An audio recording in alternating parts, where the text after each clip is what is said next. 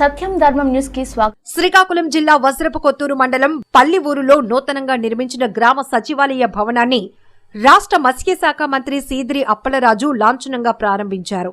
ఈ సందర్భంగా మాట్లాడిన మంత్రి అప్పలరాజు, పల్లెలే దేశానికి పట్టుకొమ్మలన్న జాతిపిత మహాత్మాగాంధీ మాటలను నిజం చేస్తూ సీఎం జగన్మోహన్ రెడ్డి సచివాలయ వ్యవస్థను తీసుకొచ్చారని వెల్లడించారు. సచివాలయాల ద్వారా గ్రామ స్వరాజ్యాన్ని స్థాపించి అన్ని వర్గాల అభ్యున్నతికి సీఎం జగన్ కృషి చేశారని చెప్పారు. రానున్న ఎన్నికల్లో వైఎస్ జగన్మోహన్ రెడ్డిని గెలిపించి శాశ్వత ముఖ్యమంత్రిగా చేయాలని ప్రజలకు విజ్ఞప్తి చేశారు. వైకాపా శ్రేణులు, అధికారులు, డ్వాక్రా మహిళలు పాల్గొన్నారు.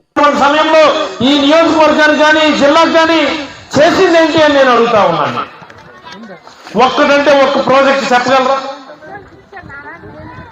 మరి అలాగే గౌత్ శివాజీ గారు 60 సంవత్సరాలు పరిపాలించినారు ఆయన కుటుంబం, గౌత్ కుటుంబం ఈ నియోజకవర్గాన్ని, ఈ ప్రాంతాన్ని. 60 సంవత్సరాల పరిపాలనలో ఈ ప్రాంతానికి మీరు చేసింది ఏంటని ఈ సందర్భంగా నేను అడుగుతా ఉన్నాను.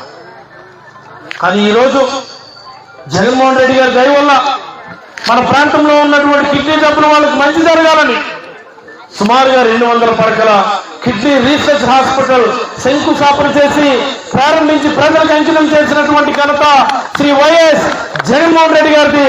అయ్యా లోకేష్ గారికి మీకు వీలైతే ఒకసారి వెళ్ళి ఆ హాస్పిటల్ కూడా చూడండి అని ఈ సందర్భంగా నేను కోరుతా ఉన్నాను.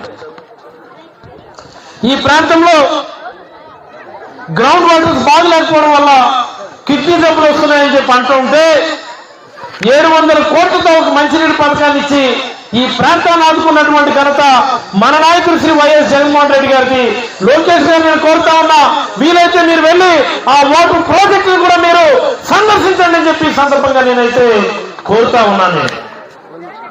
మన అభివృద్ధి చేసుకుంటున్నటువంటి రోడ్లను చూడమంటా ఉన్నా. మరి అలాగే మరీ ముఖ్యమైనటువంటిది, రేపు టెక్కలు కూడా వెళ్తా ఉన్నాను నారా లోకేష్ గారు. టెక్కల్లోనే ఈ జిల్లా ప్రజలకు ఇక్కడే ఉపాధి ఉద్యోగ అవకాశాలు కల్పించాలని. శ్రీకాకుళం జిల్లా అంటే వెనుకబడి జిల్లా కాదు. శ్రీకాకుళం జిల్లాని ఇతర జిల్లాలతో పోటీ పడేట్టుగా చేయడానికి మూలపేరుగా నిర్ణయం అవుతున్నటువంటి పోర్టును కూడా సందర్శించమని నారా లోకేష్ సందర్భంగా నేనైతే కోరుతా ఉన్నాను. నేను అభివృద్ధి అంటే ఇది.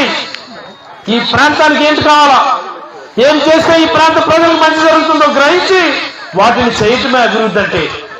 మీలాగా కలబోలు మాటలు చెప్పడానికి, కేవలం అధికారంగా ధ్యేయంగా ప్రజల్ని మభ్య పెట్టడానికి ఇక్కడ మేము ఎవరం లేము. అభివృద్ధి గురించే మాట్లాడుతూ ఉన్నాం, అభివృద్ధి గురించే మిమ్మల్ని నిలదీస్తా ఉన్నాం, అభివృద్ధి గురించే మిమ్మల్ని నిప్పు చేస్తా ఉన్నాం. మీరు 14 సంవత్సరాలు చేశారు, మరి గౌతు వాళ్ళు 60 సంవత్సరాలు చేశారు. ఈ ప్రాంతానికి మీరు చేసింది ఏంటో దయచేసి చెప్పమని, పిచ్చి పిచ్చి మాటలు మాట్లాడొద్దని, ఫ్రస్ట్రేట్ అయిపోయి ఏ పడితే మాట్లాడొద్దని ఈ సందర్భంగా నేనైతే హితో పలుకుతా ఉన్నాను. నేను గట్టిగా మాట్లాడాలంటే నాకంటే గట్టిగా మాట్లాడేవాడు ఎవడుండడు, తిట్టమంటే నాకంటే గట్టిగా తిట్టేవాడు ఎవడుండరు.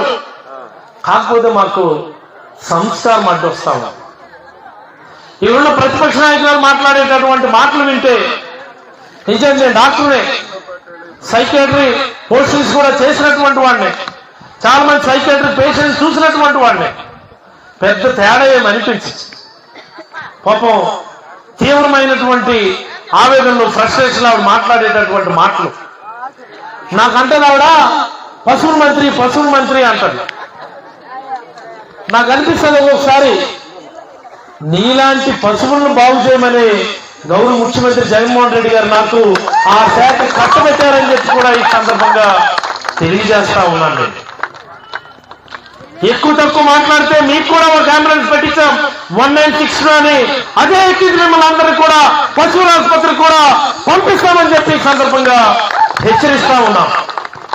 అయ్యా లోకేష్ గారు, కన్స్ట్రక్టివ్ గా మాట్లాడుకుందామా? లేదు, మీరు ఎలాగో మా ఊరే వస్తున్నారు కదా, అక్కడెక్కడో మీరు నేను లేని దగ్గర మీరు ఛాలెంజ్ చేశారు. నేను మీకు లెటర్ కూడా రాశాను, నేను సిద్ధంగా ఉన్నా మీతో చర్చించడానికి. మరి ఈరోజు ఎలాగో మా ఊరే వస్తున్నారు కదా, చర్చించుకుందామంటే చర్చించుకుందాం. మీ కార్యకర్తలతో మీటింగ్ పెట్టుకోండి, మీరు బహిరంగ సభ పెట్టుకోండి. మీరు మీ బహిరంగ సభకు పిలిచినా నేను వచ్చి మాట్లాడతాను. అక్కడే చర్చించుకుందామా?